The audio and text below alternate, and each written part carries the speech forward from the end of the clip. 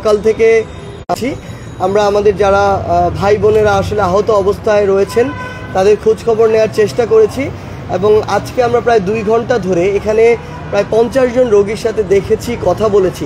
মানে আসলে বাইরে থেকে বাস্তবতা একরকম, আমরা যখন এখানে আসি বাস্তবতাটি আসলে আরেক রকম। আমরা আমাদের মতো করে অনেক মতামত দিয়ে দেই, কিন্তু আমাদের রিয়েলিটিটাও একটু বুঝতে হবে আসলে। তো আমরা এই যে চক্ষু হসপিটালে যে এসেছি, এখানকার আমার হাতের যদি কোথাও এখানে কেটে যায়, আমার পা যদি ভেঙে যায়, এগুলোর যে ক্ষতিটা, এই ক্ষতিটা আসলে আমি রিভাইভ করতে পারি। কিন্তু এখানে এমন অসংখ্য ভাই রয়েছে যাদের চোখে এই যে ছোট যে বুলেটগুলো অর্থাৎ পিলেট যেগুলোকে আমরা বলি 5টি 7টি 10টি পর্যন্ত রয়েছে। এবং সবচেয়ে বড় কথা হচ্ছে 2 চোখেই এই সমস্যা, এই সংখ্যাটি অনেক। এবং এখানে সবচেয়ে বড় যে সমস্যাটি, যে ওই ভাইরা আমার, তাদের সামনে কিন্তু আমরা এটি বলতে পারছি না, তাদের ফ্যামিলি রয়েছে, তারা রয়েছে, তারা কিন্তু আর জীবনে দেখতে পাবে না। সো এটা যে কত বড় একটি কথা, মানে তারা আর তাদের জীবনে এই পৃথিবীকে দেখতে পাবে না, এটা আসলে অনুধাবন করা ছাড়া আর কোনো উপায় নেই। আসলে তাদের পুরো ফ্যামিলি রয়েছে এখানে, এমন অনেকে রয়েছে যাদের পুরো ফ্যামিলি তাদের উপর ডিপেন্ডেন্ট, এমন অনেকে রয়েছে ফ্যামিলির একমাত্র উপার্জনক্ষম। সেই জায়গা থেকে অবস্থা আসলে খুবই শোচনীয়। আমরা আমাদের জায়গা থেকে একটা জিনিস আপনাদেরকে স্পষ্ট বলি, আমরা রিসেন্টলি যেটি দেখছি আসলে যে সব পক্ষ থেকে যেটি হচ্ছে, যে ডক্টর থেকে শুরু করে হসপিটালের যারা বিভিন্ন স্টাফ রয়েছে, এটা সত্য যে বাংলাদেশের অনেক হসপিটালে বিগত দিনগুলোতে আমরা যেটি দেখেছিলাম যে আসলে তারা তাদের মতো করে চলার চেষ্টা করত, মানুষের কথা কম চিন্তা করত। কিন্তু এখনও হয়তো এরকম কিছু হসপিটাল রয়েছে, কিন্তু কিছু হসপিটাল আমরা যেটি দেখতে পাচ্ছি যে ডক্টর থেকে শুরু করে স্টাফরা তাদের সর্বোচ্চ চেষ্টাটুকু করছে, কিন্তু আমাদের বিভিন্ন মহল থেকে আমাদের মতো করে আমরা তাদেরকে হয়তো রুটভাবে কথা বলছি, চাপ প্রয়োগ করছি, আমরা যেটা বাইরেদেরকে বিভিন্ন অভিযোগে অভিযুক্ত করছি। কিন্তু আজকে আমরা যেমন কথা বললাম যে কারো চোখ থেকে মনে করুন 1টি বা 2টি পিলেট আজকে অপারেশনের মাধ্যমে বের করা হয়েছে, এরপরে ওই চোখটি রিভাইভ হয়ে আরেকটি অপারেশনের উপযুক্ত হতেও প্রায় 1 মাস সময় লাগবে। এখন এই সময়ে যদি কেউ একজন ধরেন রোগী, তার ওই বিষয়ে ওই আইডিয়াটি নেই, তিনি বলে বসলেন যে বিগত 1 মাস ধরে আমার কিছুই করা হচ্ছে না, ব্যাপারটি কিন্তু এমন নয়। আমরা আবার ওই নিউজটিও বিভিন্নভাবে প্রচার করি, কিন্তু ওই অপারেশন উপযুক্ত হওয়ার তো সময়টুকু তাকে দিতে হবে। সেই জায়গা থেকে আমার মনে হয় আমাদের জন্য মিস ইনফরমেশনগুলো এভাবে না ছড়ায়, যেন ডক্টর থেকে শুরু করে যারা কাজ করছেন, আসলে অনেকে ফাঁকি দিচ্ছেন, এটাও সত্যি এই ক্রুশিয়াল মোমেন্টে, কিন্তু অনেকে দিন রাত কাজে লাগিয়ে কাজ করছেন। এমন একজন মানুষ আমার সাথে রয়েছেন। তো এই মানুষগুলো যেন ডিমোটিভেট এবং ডিমোরালাইজ না হয়ে যায়, এটি একটি বিষয়। আরেকটি বিষয় হচ্ছে যে এই যে ভাইরা এখানে রয়েছে, আমি অনেক স্টুডেন্ট পেয়েছি যারা সামনে এসএসসি পরীক্ষা দিবে কিংবা রানিং এইচএসসি পরীক্ষা দিচ্ছে।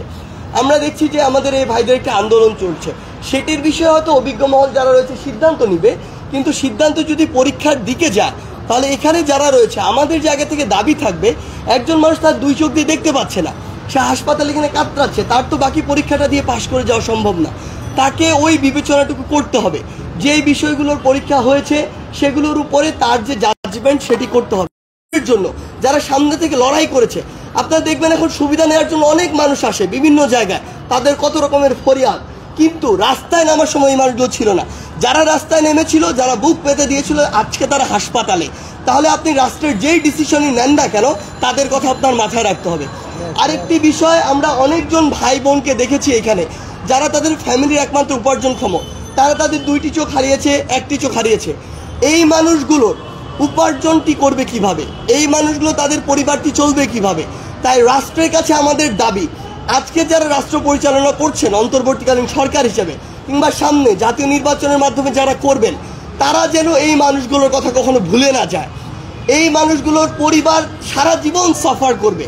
আজকে এখন বা সামনে যারা সরকার হবে, তাদের এটি হওয়ার পিছনে সবচেয়ে বড় কারিগর কিন্তু এই মানুষগুলো।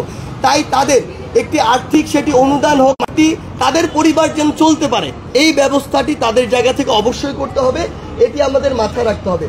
আরেকটি জিনিস যেটি হচ্ছে যে আমরা আসলে বর্তমানে যে বিষয়টি দেখতে পাচ্ছি যে আমাদের এই 16 বছর একটি ফ্যাসিস্ট রেজিম চলেছে। এর আগে বাংলাদেশ প্রায় মোট 71-এর পর থেকে এ পর্যন্ত 53 বছর ধরে যেভাবে চলেছে, এভাবে চলা আমরা প্রত্যাশা করিনি কখনো।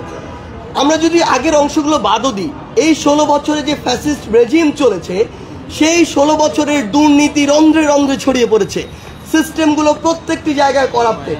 ওই সিস্টেমকে আমরা আশা করছি 16 দিনের মধ্যেই যেন ঠিক হয়ে যাবে। মানে আমাদের সবার এক্সপেকটেশন এমন যে আমরা একটা তুড়ি মারবো আর বাংলাদেশে সবকিছু ঠিক হয়ে যাবে। 16 মাস এখনো হয়নি, আমরা দেখছি যে বিভিন্ন জায়গা থেকে মানুষ মানে ইনস্ট্যান্ট রেজাল্ট চায়। আসলে এই জায়গা থেকে আমার মনে হয় যে সকলের এই ধৈর্যটুকু ধরতে হবে, সময় দিতে হবে। অন্তর্বর্তীকালীন সরকারের এখনো 16 দিন সময় হয়নি। আমরা আমাদের জায়গা থেকে সাজেশন জানাতে পারি, কিন্তু দেখছি রাস্তায় বিভিন্ন জায়গা থেকে যেই মানুষগুলো 16 বছরে কোনো একটি সরকারের সমালোচনামূলক ফেসবুক পোস্টে একটি রিয়াকশন দিতে ভয় পেত, সেই মানুষ আজকে এই বিপ্লবের পরে সবাই দলে দলে রাস্তায় নেমে পড়ছে তার ছোট্ট ছোট সমস্যাগুলোর জন্য। ঠিক আছে, এই সমস্যাগুলো আমরা চাই সলভ হোক, কিন্তু রাষ্ট্রকে বা অন্তর্বর্তীকালীন সরকারকে তো সেই সময়টুকু দিতে হবে এই রিভাইভটুকু করার জন্য। তো আমার মনে হয় সবার জায়গা থেকে পরামর্শ আমরা দিতে পারি, কিন্তু ধৈর্যশীল হতে হবে।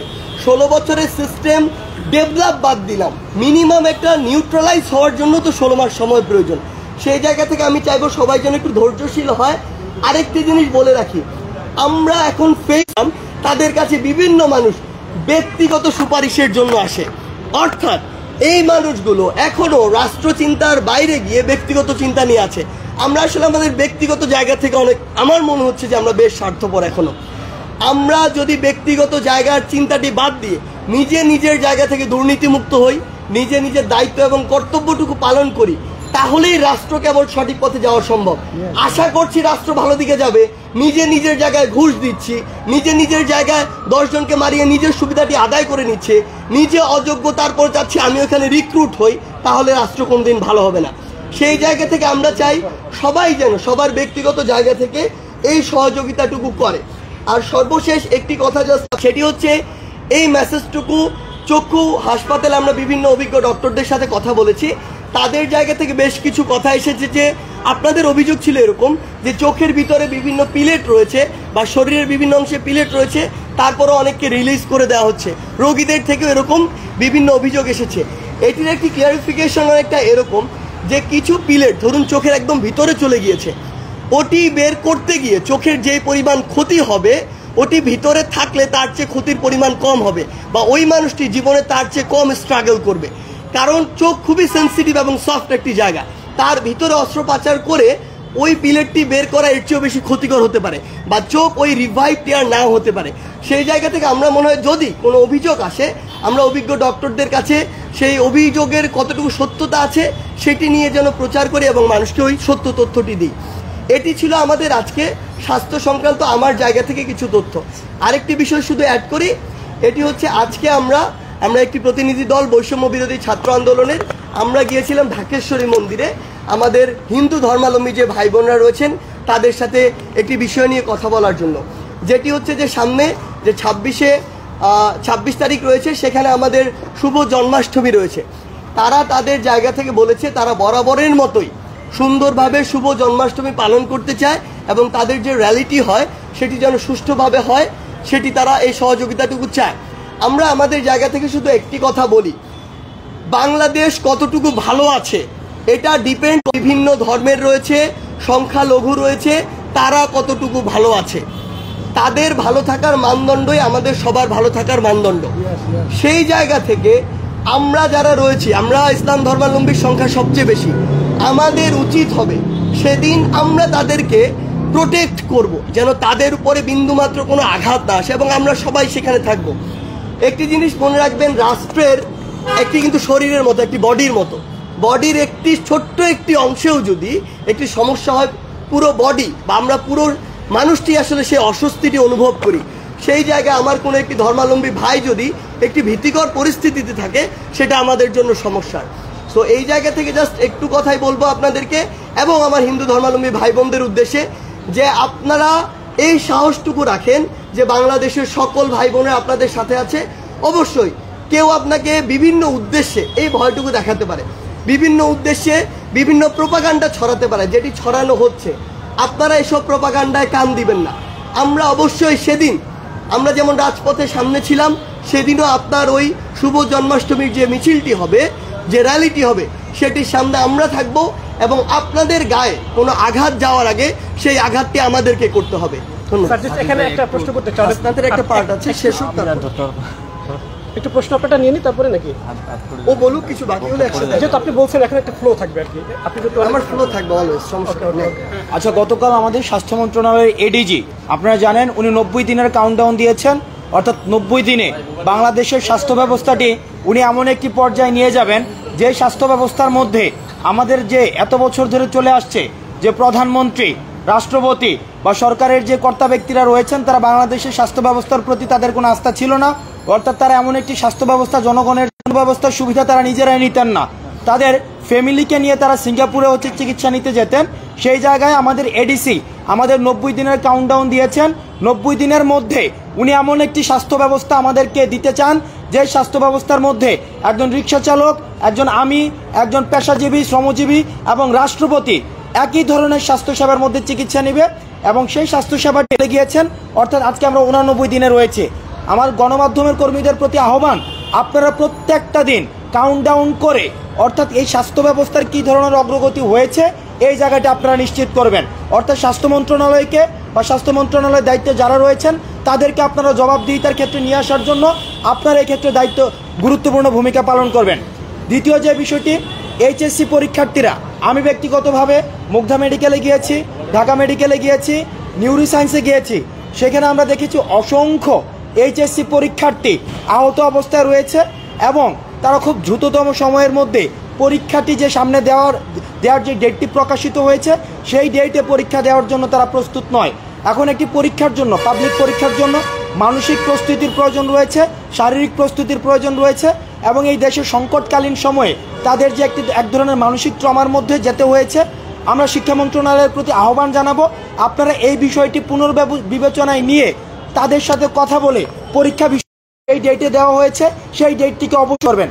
তৃতীয় যে বিষয়টি, গতকালের কাউন্টডাউনের পরে আমরা দেখেছি বিভিন্ন প্রাইভেট মেডিকেল এবং বিভিন্ন সরকারি মেডিকেলের যে সিন্ডিকেটগুলো রয়েছে, বিশেষ করে অ্যাম্বুলেন্স সিন্ডিকেট, স্ট্রেচার সিন্ডিকেট এবং অন্যান্য যে সিন্ডিকেটগুলো রয়েছে তাদের মধ্যে বেশ অস্বস্তি কাজ করছে। আমরা দেখছি তারা সংঘবদ্ধ হওয়ার চেষ্টা করছে।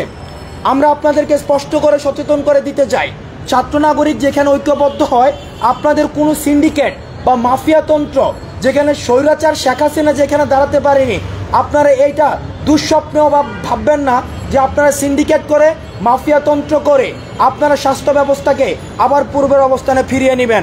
এই কারণে যারা অ্যাম্বুলেন্স সিন্ডিকেট রয়েছেন, স্ট্রেচার সিন্ডিকেট রয়েছেন এবং যারা সরকারি হসপিটালে বিভিন্ন পরীক্ষা দেওয়া হয় সেই পরীক্ষাগুলোকে ভাগিয়ে নিয়ে প্রাইভেট মেডিকেল কলেজে পরীক্ষাগুলো যারা নিয়ন্ত্রণ করেন, আপনারা সাবধান হয়ে যান এবং আপনারা প্রয়োজনে পেশা পরিবর্তন করুন, কিন্তু এই সিন্ডিকেটের উপরে নির্ভর করে আপনারা আর পেশা চালাতে পারবেন না। চতুর্থ যে বিষয়টি রয়েছে, আমি ব্যক্তিগতভাবে এবং সার্জিসকে নিয়ে আমরা অনেকগুলো স্টেক হোল্ডারের সাথে আজকে কথা বলেছি। তারা বিভিন্নভাবে হচ্ছে এইভাবে যে তাদেরকে প্রথমে চুক্তিভিত্তিক নিয়োগ দেওয়া হয়েছিল, কিন্তু তারা এখন স্থায়ীকরণের জন্য তারা রাস্তায় নেমে এসেছে। দেখুন, আপনাদের প্রতি স্পষ্ট বার্তা, আপনাদের যখন চাকরিটি দেওয়া হয় তখন কিন্তু আপনাদের সেখানে উল্লেখে ছিল এটি চুক্তিভিত্তিক এবং একটি প্রজেক্টের জন্য সেগুলো দেওয়া হচ্ছে। সুতরাং প্রজেক্টের মেয়াদ যখন শেষ হয়ে যাবে তখনই কিন্তু আপনাদের চাকরিটি শেষ হয়ে যাবে এবং সেটি জেনেই কিন্তু আপনারা চাকরিতে নিয়োজিত হয়েছিলেন এবং আপনারা নিয়োগপত্রটি গ্রহণ করেছিলেন। আজকের এই রাষ্ট্রের সংকটকালীন সময়ে আপনারা যদি রাষ্ট্রের দুর্বলতার সুযোগে এবং রাষ্ট্রের আজকে প্রশাসনের মধ্যে যেহেতু একটি আমরা স্থিতি অবস্থা দেখতে পাচ্ছি না, এই দুর্বলতার সুযোগে আপনারা যদি মনে করে থাকেন রাষ্ট্রকে আপনারা বাধ্য করবেন, তাহলে এই বিষয়টি হবে রাষ্ট্রের এই সংকটকালীন সময়ের সাথে বিশ্বাসঘাতকতা। সুতরাং আমরা আপনাদের প্রতি আহ্বান জানাবো, প্রত্যেকটি নাগরিকের তার নৈতিক অধিকার জানানোর, নৈতিক দাবি জানানোর অধিকার রয়েছে, কিন্তু আপনারা অপেক্ষা করুন, সরকার স্থিতিশীল হওয়া পর্যন্ত অপেক্ষা করুন এবং আলোচনার দ্বার সবসময় উন্মুক্ত রয়েছে। আপনারা রাস্তা দখল না করে আপনারা জনদুর্ভোগ যে বিষয়টি আপনারা ইচ্ছাকৃতভাবে এখন সৃষ্টি করছেন, দেখছেন আপনারা কিন্তু নিয়োগেই ছিল এই বিষয়টি চুক্তিভিত্তিক। যারা চুক্তিভিত্তিক আপনারা আলোচনার জন্য আসুন, আলোচনার মধ্য দিয়ে আপনারা সিদ্ধান্তে পৌঁছাতে পারবেন। আরেকটি বিষয় যেটা সার্জিস বলেছে, আমরা সেই জায়গায় যুক্ত করতে চাই, সাম্প্রদায়িক যে সম্প্রীতিটি আমাদের রয়েছে, আপনারা এই সাম্প্রদায়িক সম্প্রীতির মধ্যে যারা কোনো ধরনের সংঘাত ঘটাতে চেষ্টা করবে আপনারা তাদের বিরুদ্ধে শক্ত অবস্থান নেবেন। কারণ আমাদের ২৬ তারিখ হচ্ছে হিন্দুদের জন্মাষ্টমী রয়েছে এবং ২৭ তারিখ তাদের আলোচনা পর্ব রয়েছে। আমরা নিশ্চিত করতে চাই তারা অতীতে যেভাবে গাম্ভীর্যের মধ্য দিয়ে সবার অংশগ্রহণের মধ্য দিয়ে যেভাবে উৎসবটি উদযাপন করত, আমাদের অংশগ্রহণের মধ্য দিয়ে একইভাবে এবার উৎসবটি উদযাপন করবে। যারা যদি কেউ এই উৎসবের সুযোগ নিয়ে আমাদের সাম্প্রদায়িক সম্প্রীতির মধ্যে কোনো ধরনের ব্যাঘাত ঘটাতে চায়, আপনারা তাদেরকে আইনও সোপর্দ করবেন। সর্বশেষ, আমরা যারা সমন্বয়ক এবং সহ সমন্বয়ক রয়েছেন, আমরা প্রত্যেক দিন আপনাদেরকে সচেতন করছি, আপনারা দল হয়ে বা বিভিন্ন উপগ্রুপ হয়ে বা গ্রুপ হয়ে হসপিটাল ভিজিট করার কোনো প্রয়োজন নেই। হসপিটালে অলরেডি প্রজ্ঞাপন দেওয়া হয়েছে, সেখানে বিনামূল্যে চিকিৎসা দেওয়া হচ্ছে, সেখানে আলাদা করে ডেডিকেটেড সেল করে দেওয়া হয়েছে। সুতরাং আপনারা গিয়ে চিকিৎসকদের বাধা প্রদান করার কোনো প্রয়োজন নেই এবং গ্রুপ এবং উপগ্রুপ হয়ে বারবার চিকিৎসা কার্যক্রমে যখন আপনারা বাধাগ্রস্ত করেন, তখন চিকিৎসকরা সেখানে ডিমোরালাইজ হয় এবং ইনফেকশনের যে মাত্রাটি সেটি বেড়ে যাওয়ার সম্ভাবনা থাকে। সুতরাং যারা আহত হয়েছে তাদের সুবিধার জন্য আপনারা হসপিটাল ভিজিট থেকে বিরত থাকুন। যদি কোনো ধরনের অ্যানোমালিজের খবর আসে, একজন কিংবা দুজন, আপনারা পোলাইটলি, আমি আবারও বলছি, উগ্রতার সাথে নয়, আপনারা বিনয়ের সাথে হসপিটাল কর্তৃপক্ষের সাথে সরাসরি কথা বলে আলোচনার মধ্য দিয়ে সমাধান করুন।